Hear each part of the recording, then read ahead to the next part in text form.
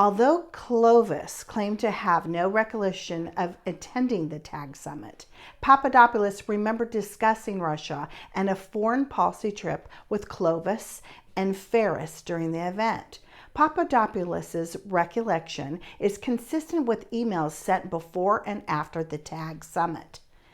The pre-summit messages included a July 11, 2016 email in which Ferris suggested meeting Papadopoulos the day after the summit to chat, and July 12th message in the same chain in which Ferris advised Papadopoulos that other summit attendees are very nervous about Russia, so be aware. 10 days after the summit, Papadopoulos sent an email to Mifsud. Papadopoulos sent an email to Mifsud listing Ferris and Clovis as other participants in a potential meeting at the London Academy of Diplomacy.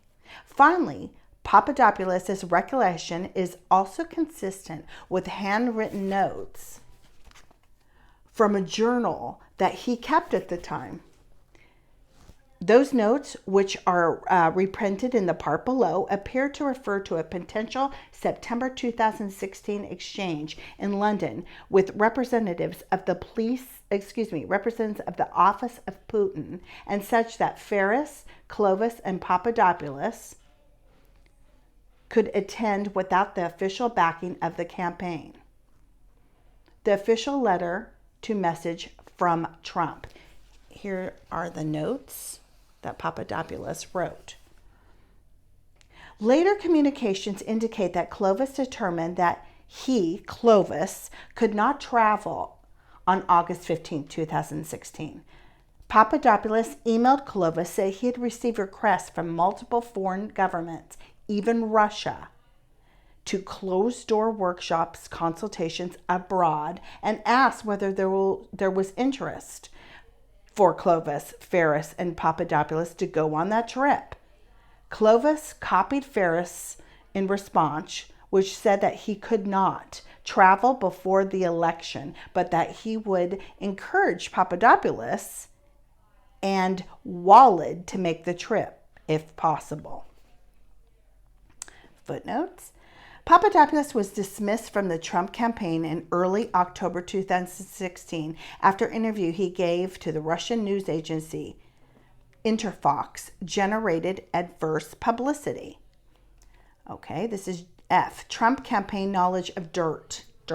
Papadopoulos admitted telling at least one individual outside the campaign, specifically the then Greek foreign minister, about Russia's obtaining Clinton-related emails. In addition, a different foreign government informed the FBI that 10 days after the meeting with Mifsud in late April 2016, Papadopoulos suggested that the Trump campaign had received indications from the Russian government that it could assist the campaign through anonymous release of information that would be damaging to Hillary Clinton. This conversation occurred after the GRU spearphished the Clinton campaign chairman John Podesta and stole his emails, and the GRU hacked into the DCC and the DNC. See Volume 1, Sections blah, blah, blah. Such disclosures raised questions about whether Papadopoulos informed any Trump campaign official about the emails. When interviewed, Papadopoulos said the campaign officials who interacted with him told the office that they could not recall Papadopoulos sharing the information that Russia had obtained dirt on candidate Clinton in the form of emails, or that Russia could assist the campaign through the anonymous release of information about Clinton. Papadopoulos stated that he could not clearly recall having told anyone on the campaign, and wavered about whether he accurately remembered an incident in which Clovis had been upset after hearing Papadopoulos tell Clovis that Papadopoulos thought they have her emails. The campaign officials who interacted or corresponded with Papadopoulos have similarly stated, with varying degrees of certainty, that he did not tell them. Senior Stephen Mueller, for example, did not remember hearing anything from Papadopoulos or Clovis about Russia. having emails of any dirt on the candidate Clinton. Clovis stated that he did not recall anyone, including Papadopoulos, having given him the non-public information that a foreign government might have possession of a material damaging to Hillary Clinton. Additional George Papadopoulos contact.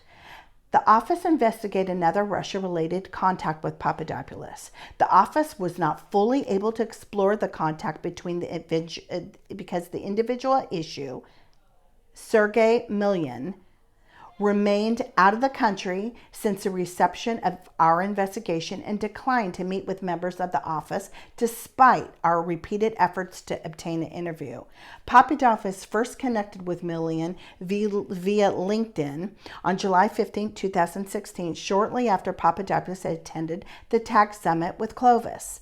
Millian, an American citizen who is a native of Belarus, introduced himself as the president of the New York-based Russian-American Chamber of Commerce and claimed that through that position he had insider knowledge and direct access to the top hierarchy in Russian politics. Papadopoulos asked Timoviv whether he had heard of Millian. Although Timoviv said no, Papadopoulos met Millian in New York City. The meetings took place July 30th and August 1st, 2016. Afterwards, Millian invited Papadopoulos to attend and potentially speak at 2 international energy conferences, including the one that was to be held in Moscow in September 2016. Papadopoulos ultimately did not attend either conference. On July 31st, 2016, following his first in-person meeting with Millian, Papadopoulos emailed the Trump campaign official, Bo Densik, I'm not sure how to say that, to say that he had been contacted by some leaders of Russian-American voters here in the U.S. and their interest in voting for Mr. Trump, and to ask whether he would put you in touch with their group, U.S. Chamber of Commerce. That was in parentheses.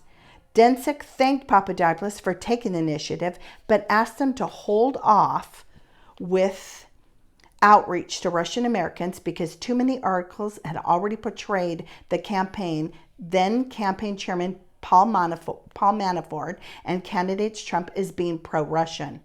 On August 23, 2016, Millian sent a Facebook message to Papadopoulos promising that he would share with you a disruptive technology that might be instrumental in your political work for the campaign. Papadopoulos claimed to have no recollection of this matter. On November 9, 2016, shortly after the election, Papadopoulos arranged to meet Millian in Chicago to discuss business opportunities, including potential work with Russian billionaires who are not under sanctions. The meeting took place on November 14, 2016, at the Trump Hotel and Tower in Chicago. According to Papadopoulos, the two men discussed partnering on business deals, but Papadopoulos perceived that Millian's attitude toward him changed when Papadopoulos stated that he was only pursuing private sector opportunities and was not interested in a job in the administration. The two remained in contact, however, and had extended online discussions about possible business opportunities in Russia. The two also arranged to meet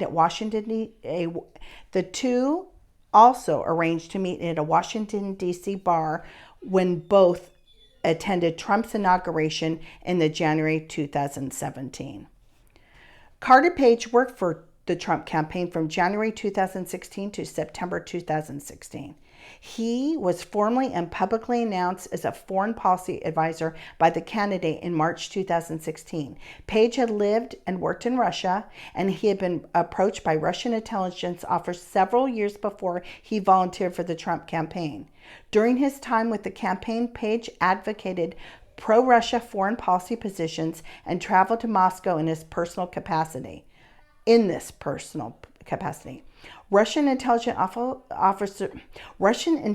officials had formed relationships with Page in 2008 and 2013, and Russian officials may have focused on Page in 2016 because of his affiliation with the campaign. However, the investigation did not establish that Page coordinated with the Russian government in his efforts to interfere with the 2016 presidential election.